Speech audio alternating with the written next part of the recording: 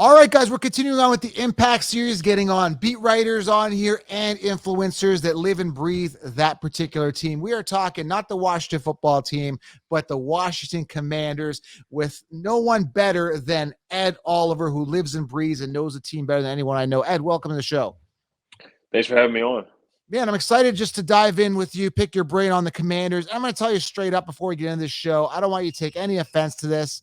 For fantasy, I'm staying away. There's no one here that appeals to me, and I want you maybe you can make an argument and go against me. Maybe there is some real good fantasy relevance on this team, but as of right now, the way I look at it on paper, we'll dive into every position.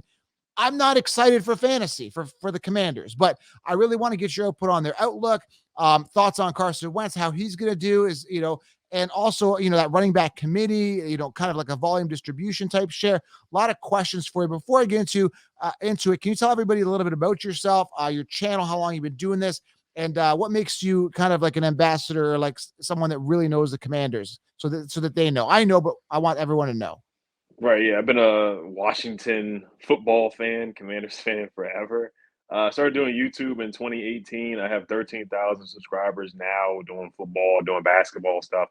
I do Locked On Washington Wizards as well. That's a podcast that's comes out 5 days a week, so I'm doing that on YouTube as well, and on iTunes wherever you can get a podcast. So I just live, breathe DC sports, like you said. And I'm a loyal Commanders fan. We've been through a lot the past couple of years, or really past 20 years. So I am a loyal fan, diehard DC sports fan.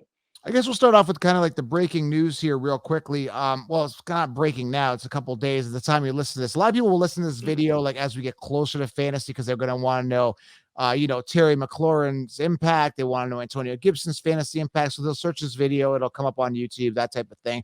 I'm going to be promoting the impact series because I'm doing every team. But McLaurin obviously, got paid pretty, I don't know, is overpaid, underpaid? I think he's a little overpaid. But again, he's had some not so good quarterbacks thrown to him throughout his time. He hasn't really had someone consistent, I would say.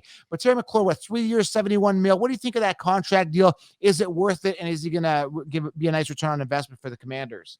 Yeah, it's 110% worth it. I mean, he's earned it. 8 different quarterbacks: Case Keenum, Colt McCoy, Ryan Fitzpatrick, Garrett Gilbert, Taylor Heineke, Dwayne Haskins, rest in peace. I mean, Wow. there's numerous guys. Kyle Allen, another backup quarterback. 8 different quarterbacks, and he's been able to produce and put up numbers. A couple of 1,000-yard seasons. Led the league in contested catches last year. The guy gets double covered. He doesn't have a number 2 wide receiver. You can't even really name a number 2 wide receiver next to him. Usually guys, you compare his contract to A.J. Brown, who just got paid from the Titans. I mean, who got traded to the Eagles, and he got the 4-year, $100 million contract. So you basically compare it to that. He got $2 million less than A.J. Brown. He got a lot of guaranteed money. I want to say he got the highest signing bonus, if I'm not mistaken, by a wide receiver in the history of NFL. He's earned that money. It's a 3-year deal, not a 4-year deal. Ever since Christian Kirk got paid from the the Jaguars, he got that Jacksonville. Yeah, he got that huge deal. Everybody else was banging on the door for money. Tyreek Hill was banging on the door for money. He got paid. Devontae Adams. Every receiver that has put up numbers wanted to get paid because Christian Kirk just set the bar for the money. But yeah, Terry McLaurin, he's earned that contract, man. You can't even name a number 2 wide receiver. You can't name the quarterbacks that have thrown him the football. Hasn't had any consistency. Alex Smith, I'm sorry, I forgot about Alex Smith as well. Right. Alex Smith was one of his quarterbacks too, and Alex Smith wasn't even healthy. For the most part, he was playing on, just came off a fractured leg. So he hasn't had any good quarterback play. Hasn't had any consistent offense around him. No number 2 wide receiver, not really a number 3 wide receiver next to him. So he's really had to do it by himself. He creates separation all the time. He's a guy that can catch a 5-yard pass, a slant, or a dig route, and take it up the middle of the field for 70 yards. He's capable of doing that. And he's not scared to go across the middle. He takes a lot of big hits too. Watch the Tampa Bay game where he took a big hit on 3rd down where he upset Tom Brady and the Buccaneers. And that was a huge catch, man. This guy, he does a lot for this team. He's a good guy. There's no problems with him. You don't hear him, yeah, he's not a guy that goes on social media and takes stuff off his Instagram and Twitter and complains. I like no crypto. Yeah, different wide receivers. The diva wide receiver, he's not that guy. I like Antonio Brown, but he's not. You're never going to hear any trouble about this guy. He's a blue collar guy. He works hard, no problem. So yeah, he earned that money. So it's not over. He's not overpaid at all. He earned that 3-year, $71 million contract. I don't see a lot of wide receivers surviving 8 different quarterbacks. I don't see a lot of wide receivers doing that.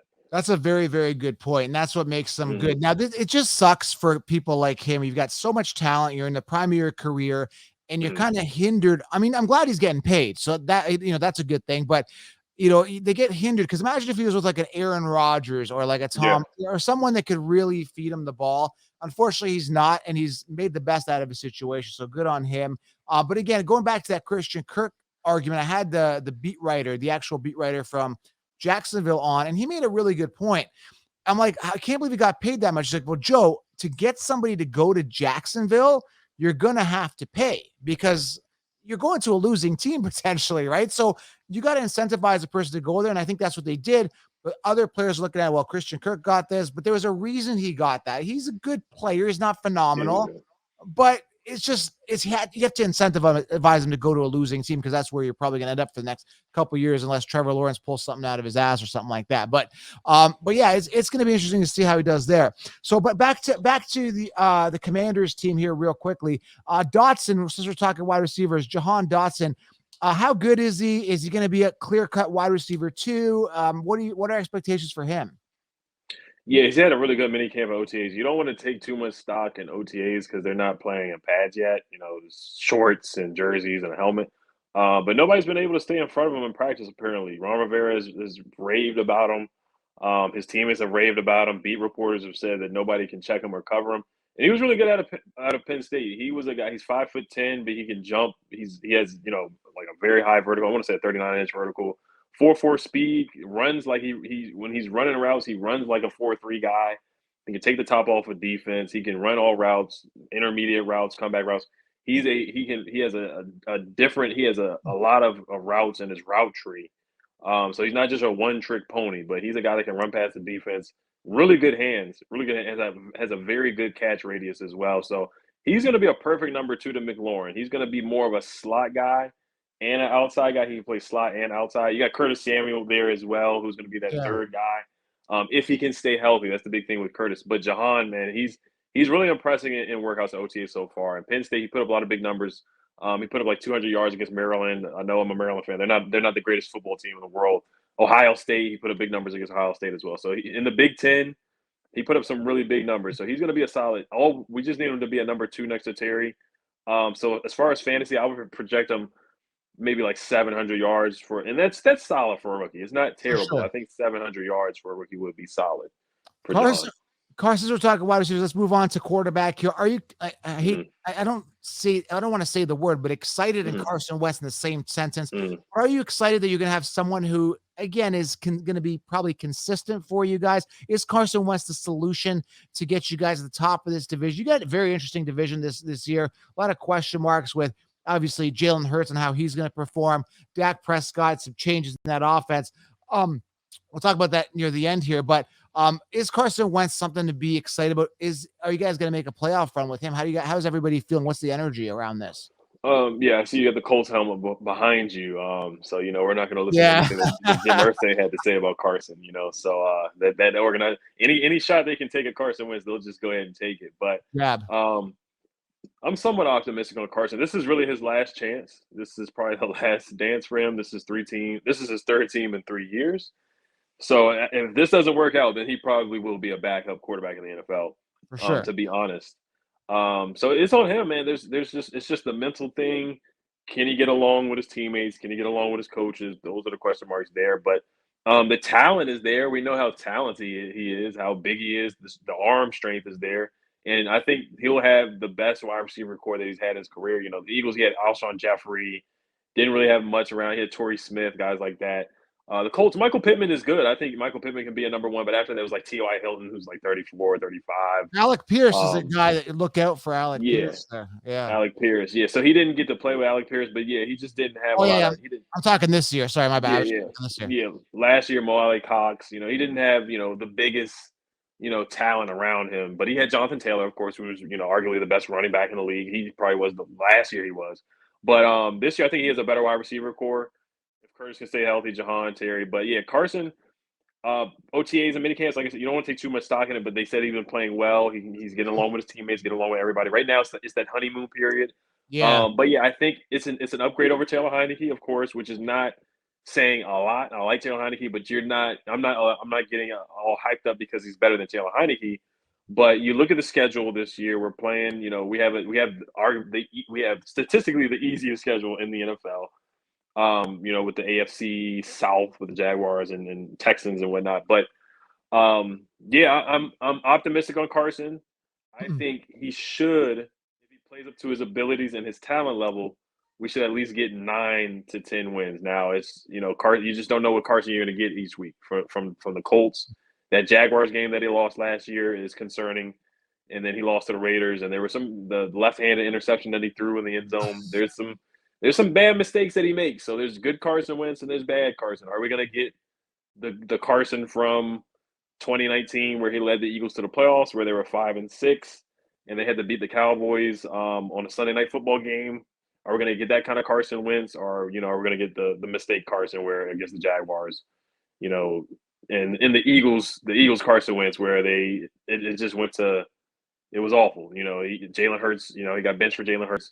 Which Carson Wentz are we going to get? I think if Carson Wentz can give us at least mid-level quarterback play with the defense stepping up, they should be able to make the playoffs. I think you're in a good position this year out of all years because, again, I keep talking about this with every beat writer. I mean, Drew Lock with the Seahawks, I don't know if he's going to start during that time. Mitch Trubisky with the Steelers. We got Zach Wilson, Daniel Jones. We got all these guys that are in, like, suspect question situations. Like, are they going to perform well? Davis Mills, like, what the heck, man? What's he going to do? Like, I'm looking at these people. Jacoby Brissett's probably going to be starting for the Browns. Like, Sam Darnold, there's a lot of teams that have quarterbacks that aren't that good. And I would put Carson ahead of a lot of those guys I mentioned potentially on paper as the starting of the season or just above par. So I think you're in a good position where a lot of teams are going to be figuring out their quarterback situation. I think you guys got somebody who's safe. And I'm not a Carson Wentz fan, but I can say that you guys are safe. Again, that's my kind of opinion. In regards to running back here, let's rip through this. Again, I have a bitter taste in my mouth. What kind of happened here? Because J.D. McKissic, everyone got excited when he was shipped off. Then he came. What happened? He was shipped off. Then he came back. Everyone's like, Antonio Gibson, yes. No McKissic. And I call them fantasy football pests because they hoard away that volume and the goal line stuff. And I remember a lot of owners last year had Gibson, and then McKissic was stealing the goal line. I'm like, what the heck? Get this guy off the field. People were in the fantasy community were losing it at JD. Then again, he was being traded. Then he came back. What happened? And that's my first question. What happened with McKissic? Why is he here? Go away if you're a Gibson fan. And number two, what type of volume are we looking at? A 60-40 type of split, or is it going to be more Gibson this year? They drafted a guy named Brian Robinson from Alabama, so now they have 3 running backs that are going to get and have to split carries.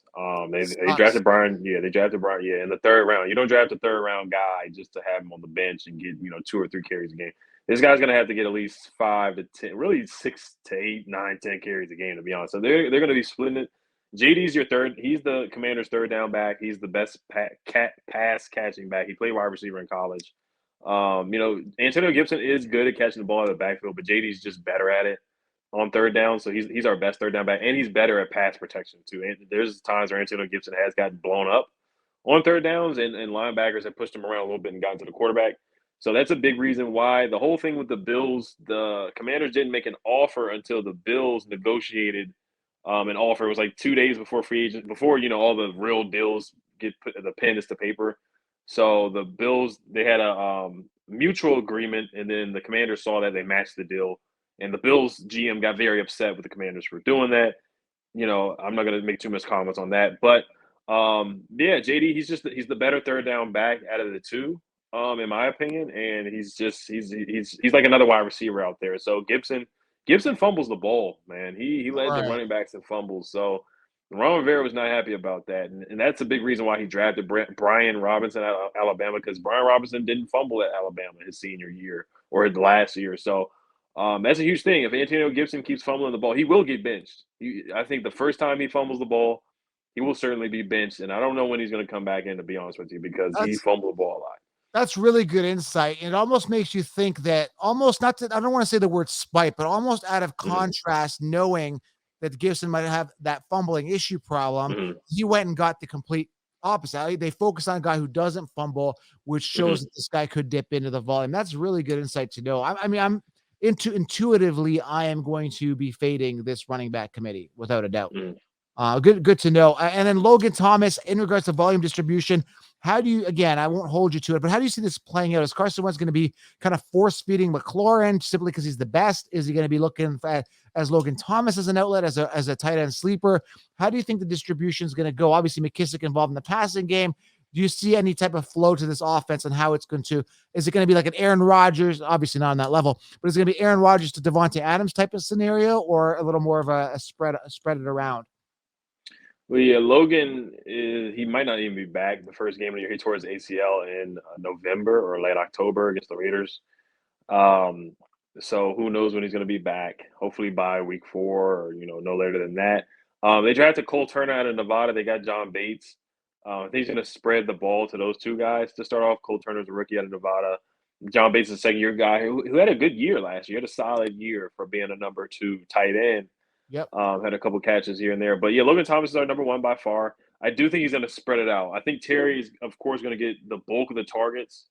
And then after that, it's going to be Jahan. And then after that, it's going to be Curtis.